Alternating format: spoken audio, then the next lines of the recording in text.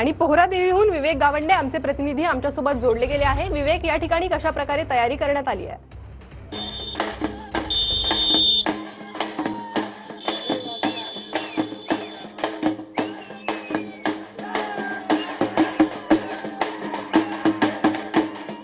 विवेक, माझा आवाज आपल्यापर्यंत बंजारा समाजाची काशी असलेल्या पोहरादेवी या ठिकाणी आज बंजारा समाजाचा आज महत्त्वाचा दिवस आहे, आनंदाचा दिवस आहे।